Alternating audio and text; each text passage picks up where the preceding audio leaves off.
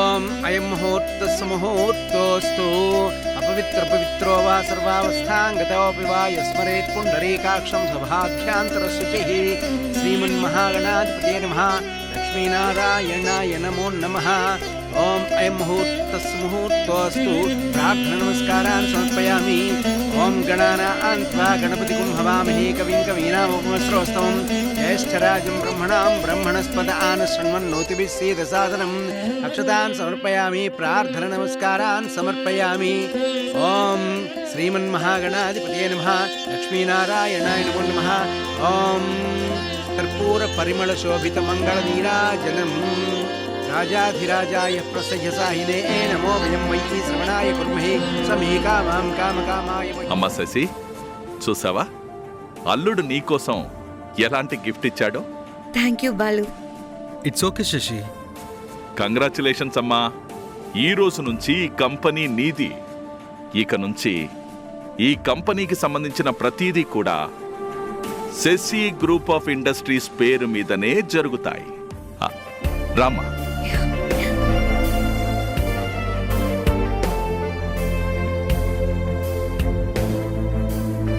అమ్మా అదిగో, అది నీ చేరమ్మా. అల్లుడు, శశి మొహమాట పడుతుంది, నువ్వు చెప్పలుడు. శశి కమాన్, కూర్చో. కూర్చో కూర్చో.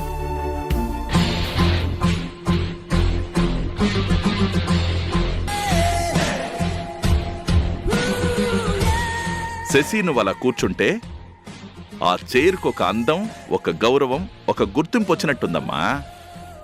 ఏమలుడు, ఏమంటావ్? అవును మావయ్య. అల్లుడు, మా ఇద్దరిని కలిపి ఒక ఫోటో తీ.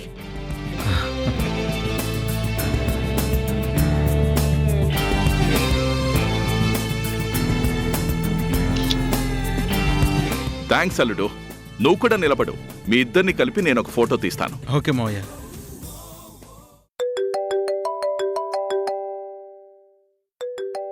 వన్ మినిట్ అంకుల్, ఇప్పుడే వస్తాను.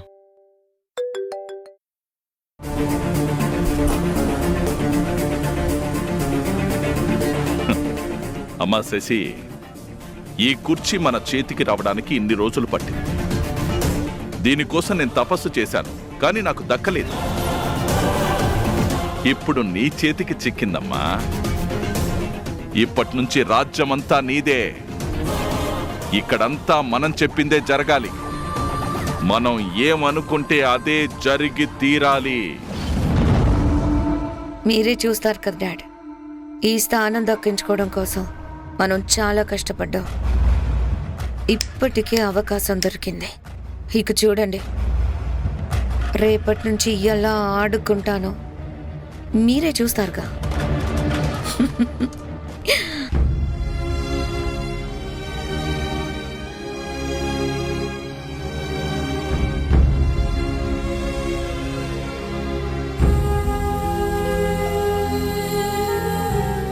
ఆఫీస్ ఎలా ఉందో ఏంటో ఒకసారి చూసొద్దామా?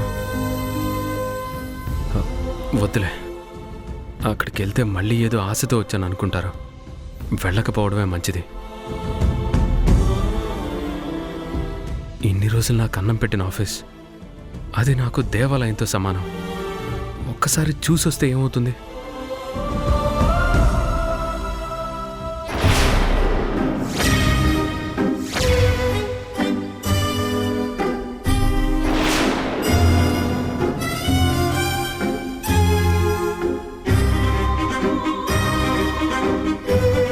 నమస్తే సార్. ఇదేంటి, ఈ బోర్డు ఎప్పుడు మార్చారు? ఈరోజే మార్చారు సార్. మరి మా అమ్మ పేరున్న బోర్డు? ఇదిగోండి సార్, ఈ పక్కన పడేశారు.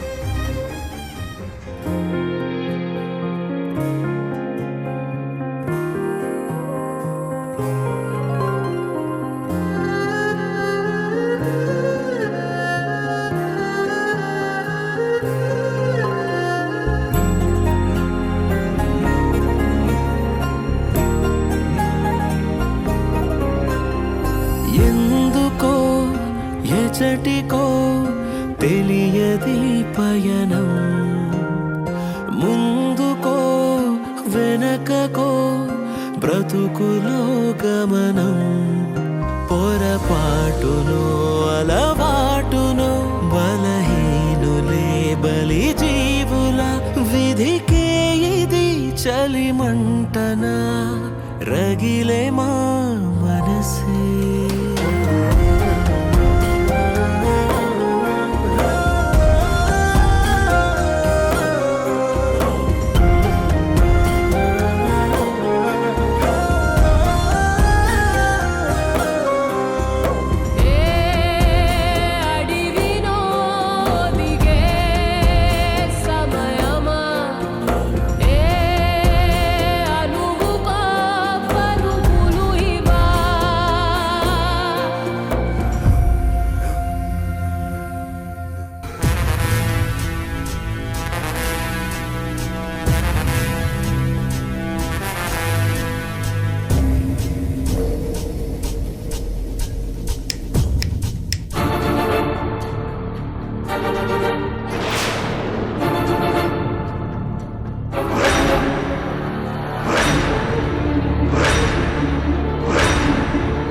మిస్టర్ రామ్, శ్రీరామ్, ఏంటి పనికి రాదని ఇక్కడ పక్కన పడేసిన బోర్డు చూస్తున్నా?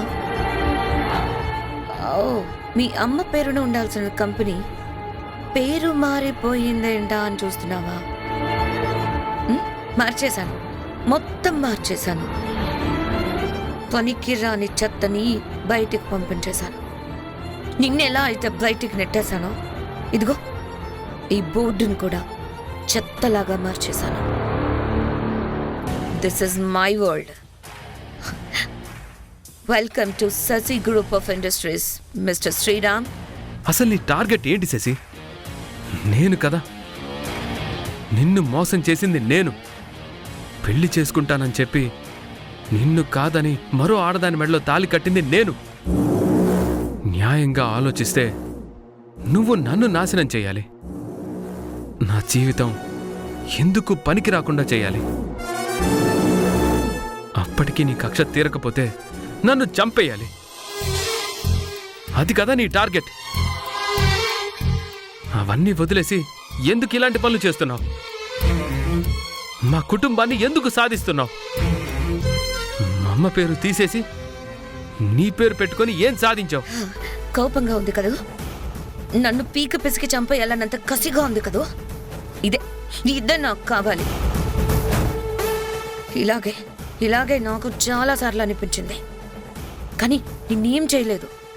ఎందుకంటే రక్షణగా నీ ఫ్యామిలీ ఉంది. నువ్వు ఏడిస్తే వాళ్ళు ఓదారుస్తారు, నువ్వు కష్టపడితే వాళ్ళు సాయం చేస్తారు. నీ కంటి నుంచి కన్నీళ్ళు వస్తే వాళ్ళు తుడుస్తారు. అలాంటప్పుడు నీకిక బాధ అనేది ఎలా తెలుస్తుంది చెప్పు? నువ్వు నరకం చూస్తేనే కదా నా బాధ తగ్గేది. అందుకే బాగా ఆలోచించాను.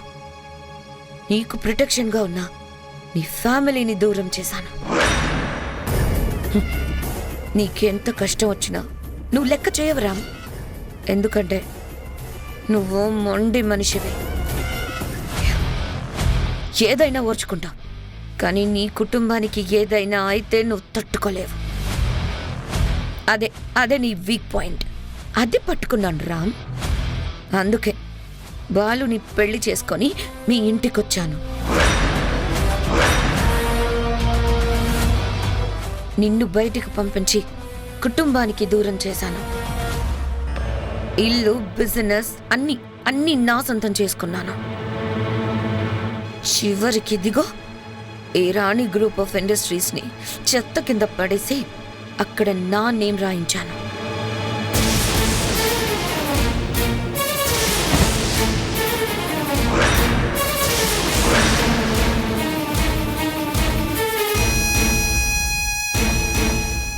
చూడు శశి, టైం కలిసి వస్తుంటే నువ్వేం చేసినా అది నడుస్తుంది. కానీ ఎప్పుడైతే పాపం పండుతుందో నువ్వు చేసిన పనులే నీకు శాపాలు అవుతాయి. గుర్తుంచుకో. ఏంటి చెప్పిస్తున్నావా రామ్? నాకు ఏ శాపాలు పని చేయవు. ఎందుకంటే ఎన్నో ఎదురు దెబ్బలు తిని రాటు తేలిపోయి ఉన్నాను. ఎవరి శాపాలు నన్ను ఏం చేయలేవు. ఇప్పుడు కూడా నువ్వు నా కుటుంబం, నా వాళ్ళు, మా అమ్మ అంటున్నావు. చూసావా, ఇదే ఇదే ఇదే నీ వీక్నెస్. నీ నేర్పించాలంటే నాకు దొరికిన ఒకే ఒక్క ఆయుధం నీ కుటుంబం. మాయల పకీర్ ప్రాణం చిలకలో ఉన్నట్టు నీ ఎమోషన్ అంతా నీ ఫ్యామిలీతో ముడిపడింది. అవసరమైనప్పుడల్లా ఆ ఫ్యామిలీని ఉక్కిరి బిక్కిరి చేస్తాను. నువ్వు గిలగిలా కొట్టుకుంటావు. ఇది కదా నాకు కావాల్సిందే. చూస్తూ ఉండు, అన్ని చోట్ల నాదే గెలిపోతుంది. That is Shashi. ఏదో ఒక రోజు నువ్వే వచ్చి నిన్ను దూరం చేసుకొని తప్పు చేశాను అని నా దగ్గర ఏడ్చేలా చేయకపోతే నా పేరు శశియే కదా.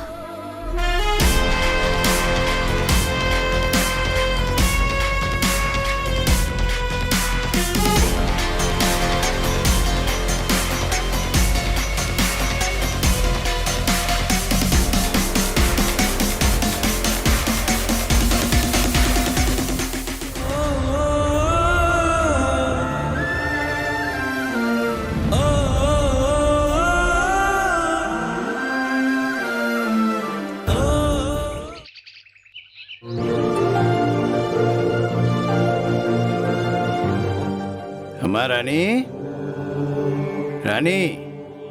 తాతయ్య, కాఫీ తీసుకురమ్మంటారా? లేదమ్మా, నేను అలా బయటికి వెళ్ళి వస్తాను. మీరు వెళ్ళడానికి కారు లేదు తాతయ్య. కాసేపు ఆగితే శేషొస్తుంది. తను వచ్చాక కారు తీసుకుని వెళ్ళొచ్చు. పర్లేదే, నేను క్యాబ్లో వెళ్తానులే. క్యాబ్లో వెళ్తారా? అంత అర్జెంట్ పనేంటి తాతయ్య? అసలు ఎక్కడికి వెళ్తున్నారు? ఆఫీస్కి వెళ్తున్నానమ్మా. ఆఫీస్కి ఎందుకు తాతయ్య? బాలుతో మాట్లాడడానికి. ఇంట్లో ఉండగా వాడితో మాట్లాడడం కుదరడం లేదమ్మా. ఎప్పుడు చూసినా శశి వాడి పక్కనే ఉంటుంది. శశి ఉండగా మాట్లాడే అవకాశమే రావడం లేదు. పోనీ అవకాశం తీసుకొని మాట్లాడదామన్నా ఆ శశి పడనిస్తుందా? అందుకే ఆఫీస్కి వెళ్ళి ఒంటరిగా వాడితో మాట్లాడాలనుకుంటున్నాను. దేని గురించి మాట్లాడతారు తాతయ్య?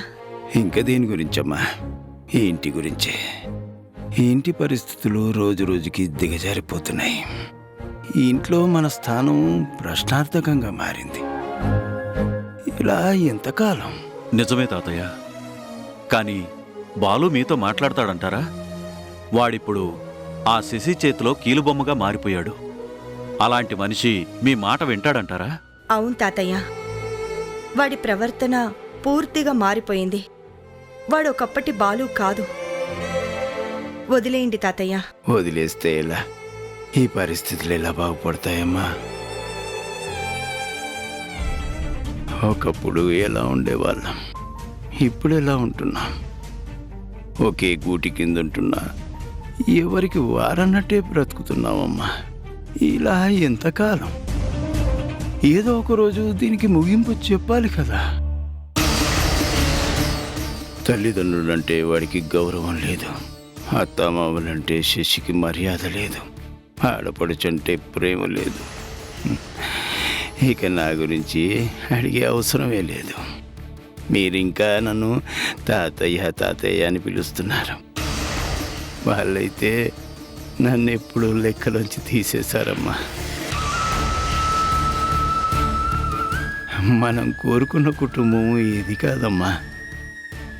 ప్రేమానురాగాలతో, ఆత్మీయ అనుబంధాలతో పెనవేసుకున్న ఒక కుటుంబ వ్యవస్థ కావాలని మనం ఈ ఇంటికి అయోధ్య నిలయమని పేరు పెట్టుకున్నాం. ఆ పేరుని మార్చేశారు. మనుషులు మారిపోయారు. ప్రేమానురాగాలు, ఆత్మీయతలు ఒక్కొక్కటిగా కనుమరుగైపోతున్నాయమ్మా. ఈ ఇంటికి పెద్ద దిక్కుగా నేనుండి కూడా ఈ ఇంటిని బాగు చేసే ప్రయత్నం చేయకపోతే ఇంకా నా పెద్దరికం ఎందుకమ్మా? అందుకే ఒకసారి వాడితో మాట్లాడదాం అనుకుంటున్నాను. కానీ వాడు ఎంతవరకు మీ మాట వింటాడు తాతయ్య? ప్రయత్నం చేయకుండా ఫలితం గురించి ఆలోచించడం భావ్యం కాదమ్మా. ఇంకా నా మీద వాడికి తాతయ్య అనే గౌరవం ఉందని అనుకుంటున్నాను. నలుగురిలో మాట్లాడలేంది ఒంటరిగా కలిసి మాట్లాడితే ప్రయోజనం ఉంటుందని నేను అనుకుంటున్నాను. అందుకే వెళ్తున్నాను. సరే తాతయ్య, ఒక్క నిమిషం ఆగండి, నేను క్యాబ్ బుక్ చేస్తాను.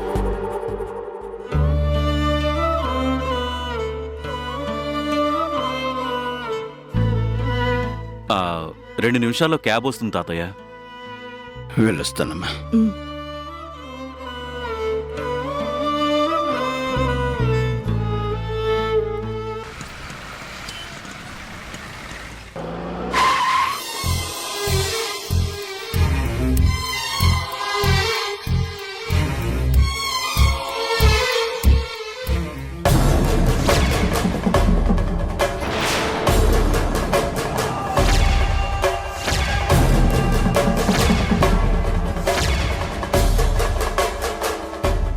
నమస్కారం సార్.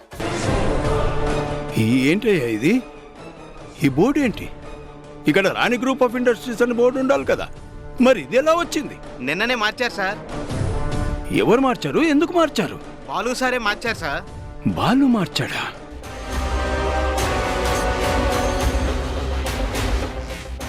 బాలు!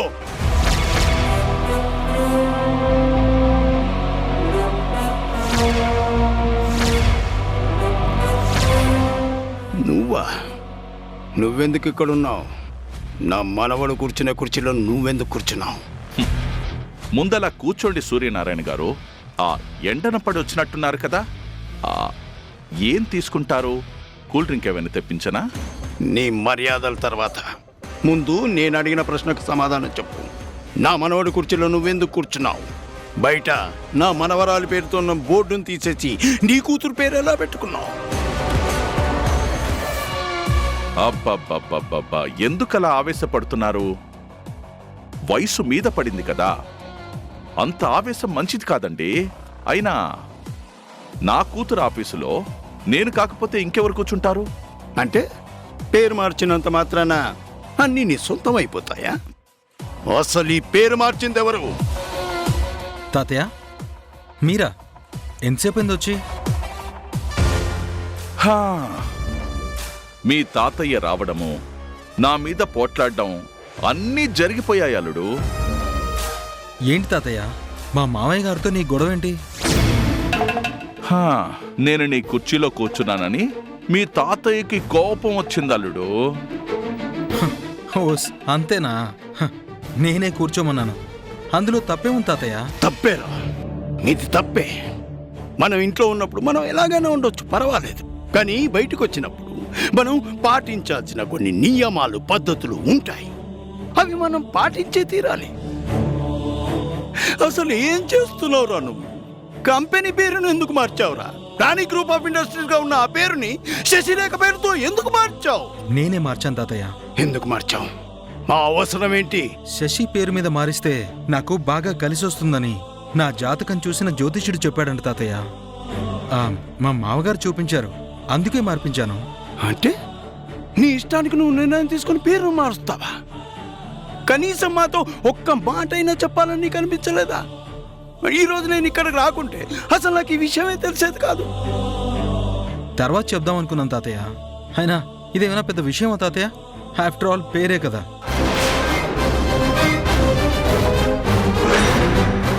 ఏమన్నావురా?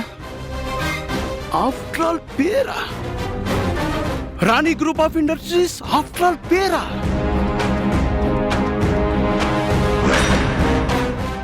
అది పేరు కాదురా, అది మన గుర్తింపు, మన కుటుంబానికి ఒక గౌరవం. మా పేరు ఏ స్థాయి నుంచి ఏ స్థాయికి ఎదిగిందో తెలుసా? ఆ పేరు ఎంతమంది కడుపులు నింపిందో తెలుసా? ఆ పేరు ఎన్ని కుటుంబాలకు ఉపాధి కల్పించిందో నీకు తెలుసా? అంత చరిత్ర కలిగిన ఆ పేరుని ఆఫ్టర్ ఆల్ అంటావా? ఆ పేరుని ఆఫ్టర్ ఆల్ అనే ముందు అది మీ అమ్మ పేరని నీకు గుర్తుందా?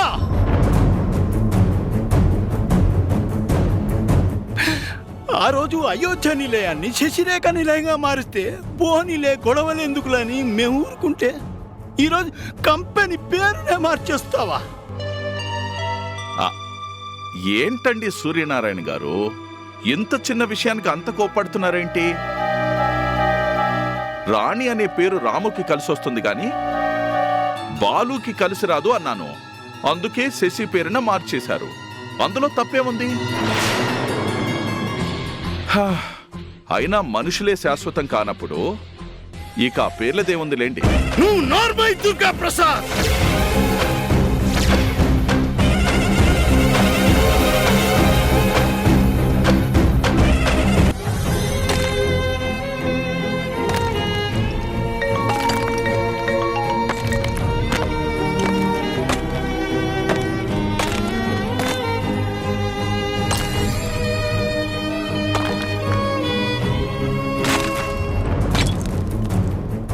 రామ్,